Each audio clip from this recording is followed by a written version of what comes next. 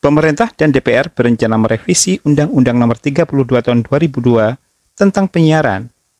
Revisi Undang-Undang Penyiaran ini berawal dari persaingan politik antara lembaga berita melalui platform terestrial versus jurnalisme platform digital.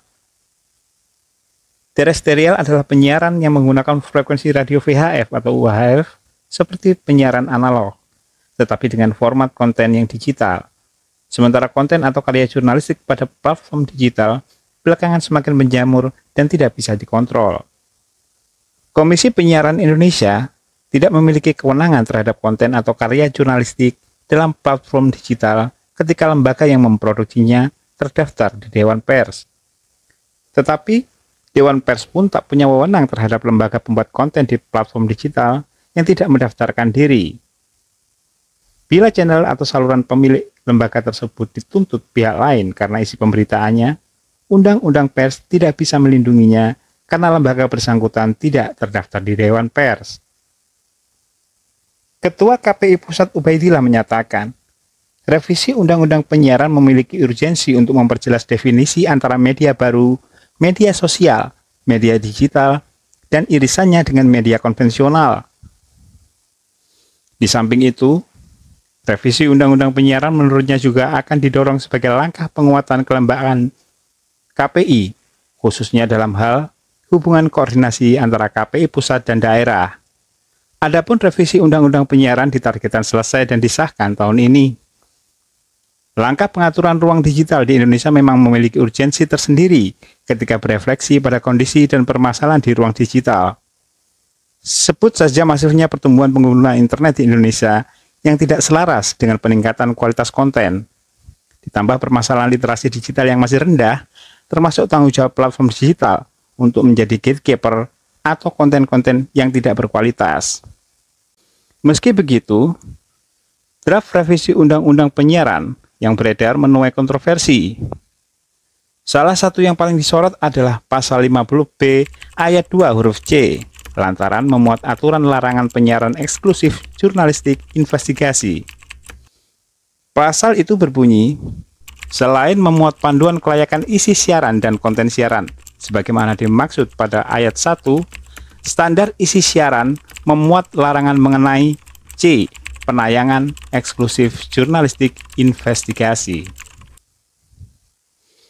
Pasal ini dikhawatirkan kalangan jurnalis dan praktisi media berpotensi menghambat kebebasan pers, mengurangi independensi media, dan membatasi hak publik untuk memperoleh informasi yang akurat. Ketentuan ini juga bertentangan dengan Undang-Undang Pers.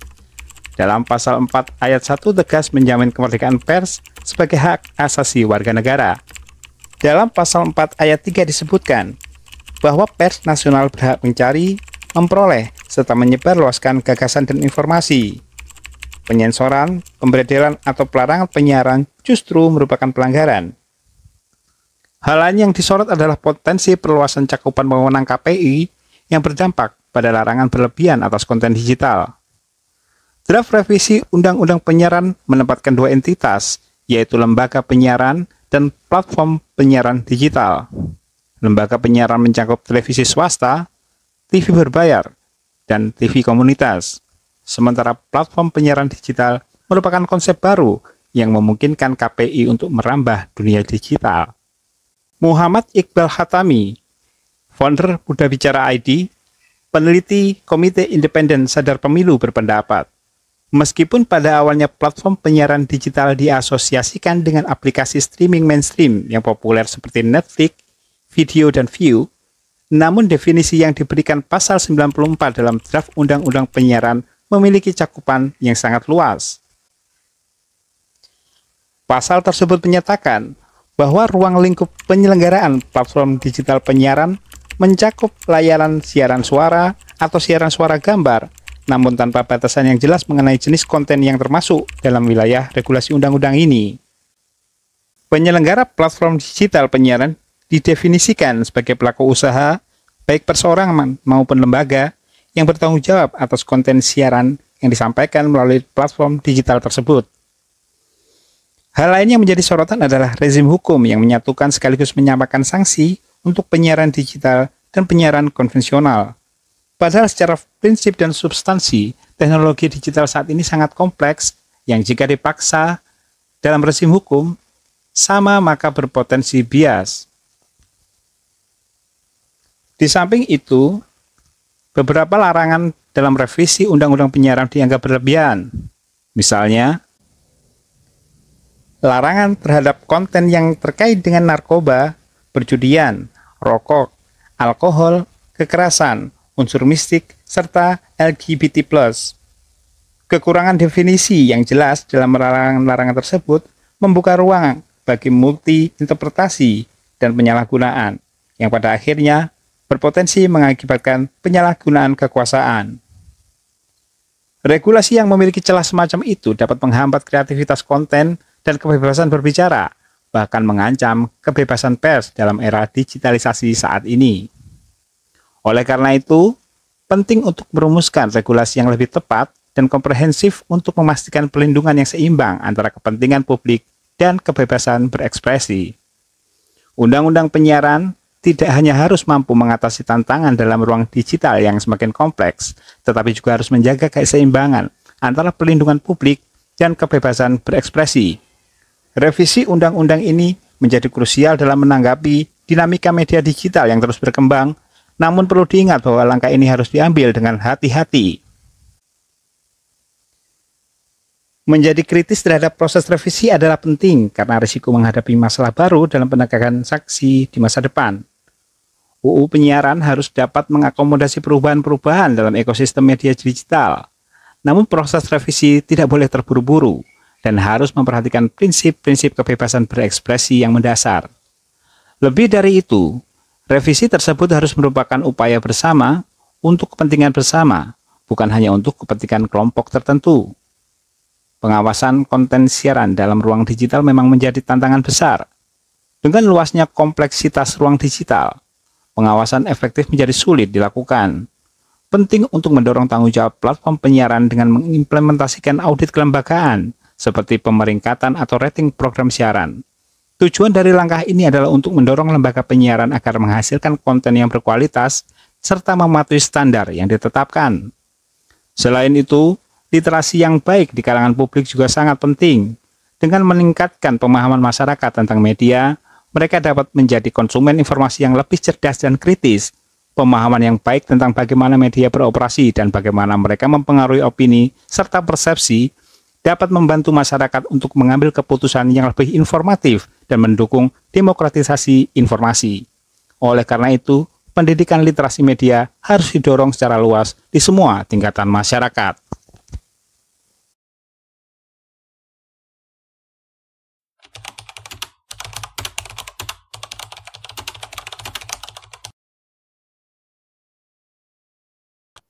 Itu sah-sah saja ya, karena memang fungsi DPR dan pemerintah pembuat undang-undang. Jadi selain pembuat undang-undang juga penyempurna undang-undang. Yang nggak ada menjadi ada, yang ada diperbaiki. Tapi perbaikan itu siogianya harus lebih baik, tidak justru menimbulkan kontraproduktif terhadap masyarakat yang lebih luas. Mengapa saya katakan demikian? Karena undang-undang penyiaran itu sebenarnya dilahirkan pasca reformasi, dan induknya dari undang penyiaran di dalam Undang-Undang 32 2002 itu juga mengingat adanya Undang-Undang 40 99. Jadi perlu diingat, lahirnya Undang-Undang penyiaran itu juga mengingat karena ada Undang-Undang 40 99, di mana Undang-Undang 40 99 itu real negara, pemerintah, DPR, rakyat saat itu sangat menghendaki adanya kebebasan berserikat, kebebasan berkumpul, kebebasan berpendapat, dan kebebasan pers. Pers tidak boleh beredel, pers tidak perlu mencari siup, pers tidak mencari siup, dan juga orang boleh berbicara apa saja selama memang koridornya adalah dalam hukum atau tidak melanggar. Nah, tetapi dalam perkembangannya ternyata Undang-Undang 40 yang memang dalam bahasa saya ya, sudah cukup baik untuk mewadahi berbagai hal, termasuk juga kalau ada dispute antara pers dan pemerintah, antara pers dengan masyarakat, antara pers dengan pihak luar, yang itu ada perbedaan dan konflik, maka diselesaikan lewat Dewan Pers dulu dengan mekanisme adanya hak jawab, musyawarah mufakat, minta maaf, dan lain sebagainya. Kalau itu tidak tercapai, baru masuk ke dalam ranah hukum. Nah, ini yang memang menjadi pilihan dari pers yang selama ini.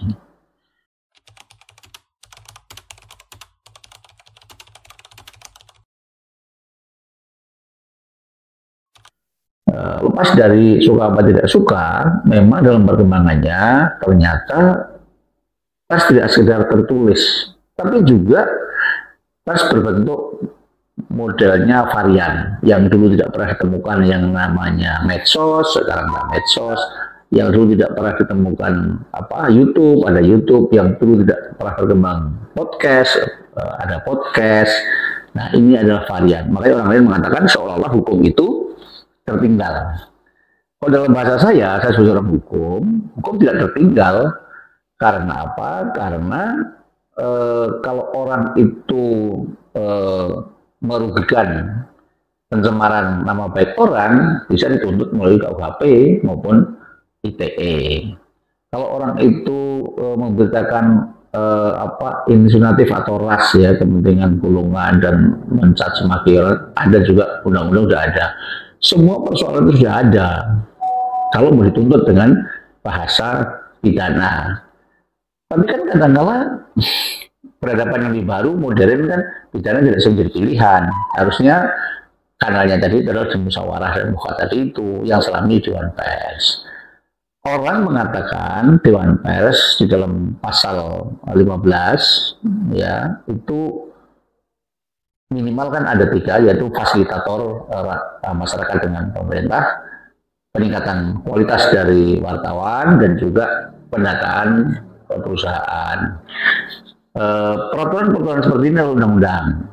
Tetapi undang-undang tidak ada PP-nya, tidak ada peraturan pemerintah atau lanjutan dari undang-undang. Oleh karena itu, dia membuat peraturan Dewan Pers atau surat edaran pers yang seolah-olah itu tidak kuat literasi hukumnya, dasar hukumnya. Kalau suatu saat ada yang menggugat, apakah Dewan Pers boleh membuat aturan menindaklanjuti undang-undang itu, antara lain adalah UKW, uji kompetensi wartawan. Tapi ternyata Mahkamah Konstitusi tetap membolehkan Dewan Pers masih dalam ranahnya untuk melakukan UKW, pendataan, dan juga fasilitator konflik tadi itu. Mahkamah Konstitusi masih memberikan adres bahwa dia ada punya kewenangan dalam hal itu. Oleh karena itu, kalau misalnya ada peraturan yang akan disempurnakan melalui undang penyiaran, kemudian KPI memiliki kewenangan yang lain-lain selain pemburusan anggaran dalam APBN, juga mengindikasikan lembaga ini kok terjadi tumpang tindih, dan salah satu tidak baiknya demokrasi kalau lembaganya itu tumpang tindih, koordinasinya susah, anggarannya boros, tidak ada action, dan seolah-olah peraturan atau kebijakan yang lain hanya mengutamakan kepada pejabat atau pemimpin yang sedang berkuasa. Menurut saya ini tidak bagus.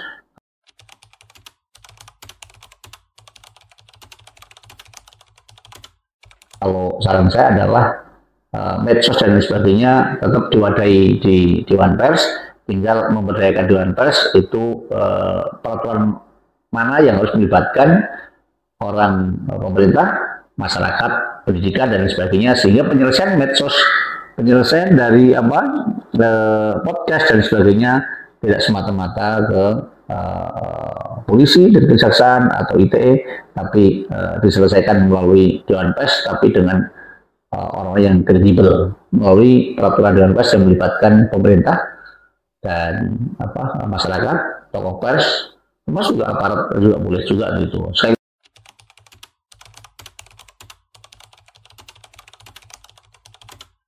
Lagi saya ingin selalu berpendapat bahwa hukum itu tidak selalu muaranya di pengadilan. Hukum itu harus kalkulasi kualitatif dan kuantitatif, sehingga anggaran negara yang begitu terbatas itu tidak boros hanya karena proses ambisius yang tidak begitu produktif.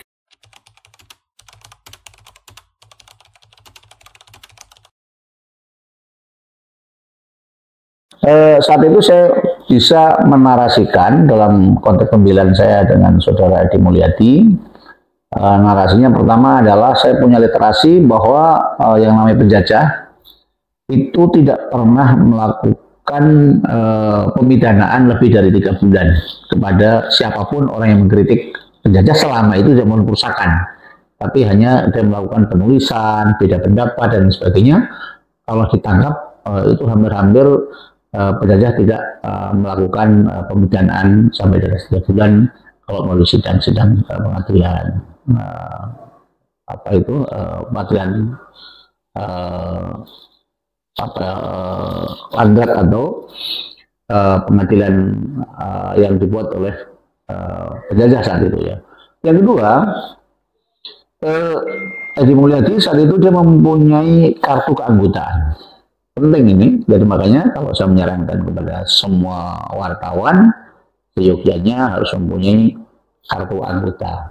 Kartu anggota pertama, kartu anggota dari perusahaannya, dan yang kedua adalah kartu anggota dari asosiasinya. Apakah dia seorang anggota PWI, AJI, dan yang lainnya, tapi yang terpenting dia punya. Nah, Edi Mulyadi di dalam catatan PWI, dia punya kartu tercatat dan masih berlaku. Ketiga adalah seorang wartawan, jurnalis mempunyai hak untuk mengontrol. Apakah kontrol itu kurang baik dan sebagainya, mekanisme masih ada kan, ada hajat dan sebagainya. Dan apakah ini digunakan tidak, itu perkara lain. Tapi yang terpenting, wartawan mempunyai hak untuk mengontrol terhadap kebijakan publik yang merugikan banyak pihak atau lingkungan atau yang lain. Nah, atas dasar itu, hakim saat itu menangkap masalah ini dan akhirnya dijadikan pertimbangan. Dan akhirnya bebas. Itulah antara lain pertimbangan hakim bahwa Saudara Edi Mulyadi sebagai wartawan yang tercatat mempunyai hak untuk melakukan kontrol sosial.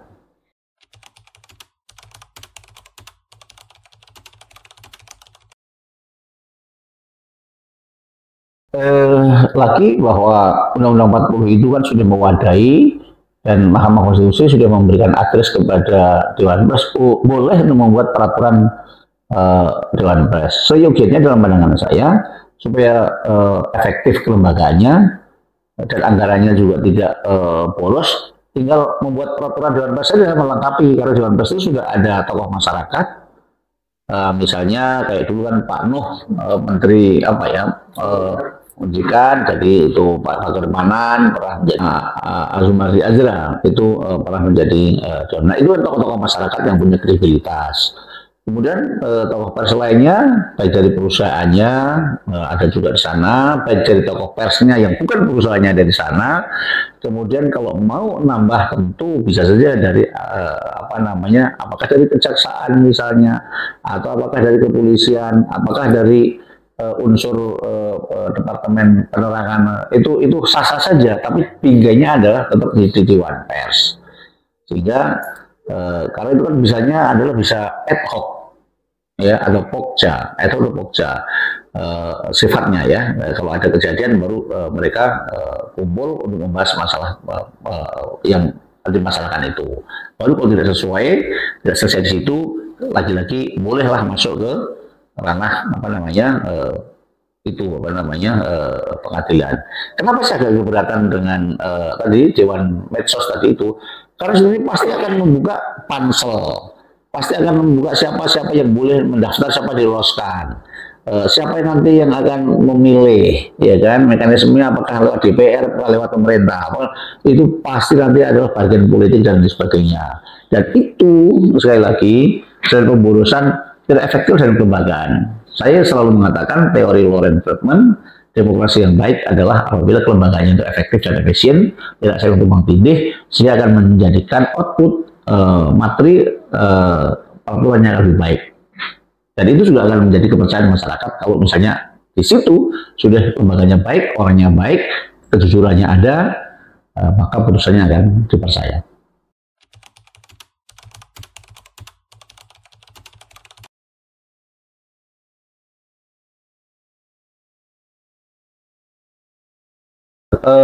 Anggota Dewan Pers itu sebenarnya secara itu hanya manajemen saja ya, pengaturan. Kalau misalnya kenapa ada 6.000 web tidak segera mendapatkan verifikasi, jujur saja memang syarat untuk menjadi anggota Dewan Pers itu agak ribet dan susah bagi yang kecil-kecil, karena situ harus mengkompensasi NPWP, pajak, kemudian BPJS, gaji karyawan dan sebagainya, yang itu kadang-kadang tidak mungkin untuk dimiliki oleh perusahaan-perusahaan yang berbeda hukum yang kecil-kecil. Tapi yang besar-besar memang bisa, karena sudah sekian ribu juga mereka sudah terverifikasi. Jadi yang menjadi masalah adalah ini segini banyak itu apakah semua diperlakukan yang sama? Kan itu. Dalam pandangan saya mestinya bisa membuat self assessment atau post audit. Post audit itu adalah sesekali mereka memang Dewan Pers itu datang ke daerah untuk verifikasi yang sudah mendaftarkan itu. Tidak semuanya harus pendaftaran verifikasi terus kemudian di post audit. Itu memang lama. Jadi dalam pandangan saya tinggal membalik saja. Jadi mereka boleh mendaftar semua, maka mereka secara acak dilakukan audit. Nah, kalau misalnya tidak sesuai dengan syarat-syarat, tinggal memenuhi persyaratannya, tapi semua yang sudah mendaftar itu, maka dia otomatis dia menjadi anggota atau peserta dari Dewan Pers. Saya pikir itu hanya soal teknis saja.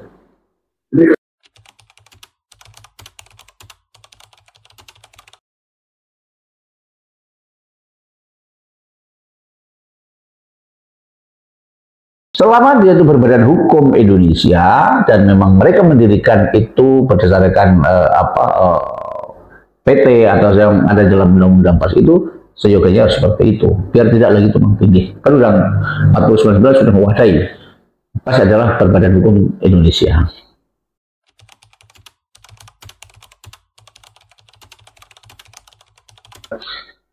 Medsos tidak bisa, makanya ke dalam yang terjadi saat ini adalah medsos masuknya ke ranah ITE, tidak masuk di Dewan Pers, karena yang Dewan Pers itu suatu kelembagaan. Yang menjadi masalah adalah kalau medsos itu memang secara pribadi diperlakukan jabatan secara pribadi, tidak ada kaitan dengan badan hukum. Nah, oleh karena itu undang-undang sudah mewadai siapa yang menfitnah, siapa yang merugikan nama baik orang, siapa yang membuat narasi tidak sesuai dengan fakta, itu melanggar hukum. Jadi tempatnya kalau dalam pandangan saya, ya medsos itu memang tidak perlu juga diwadahi di Dewan Pers. Di Dewan Pers itu adalah lembaga-lembaga yang memang badan hukum Indonesia itu, tapi tidak harus serumit syarat-syaratnya menurut Dewan Pers itu, gitu. Jadi memang beda.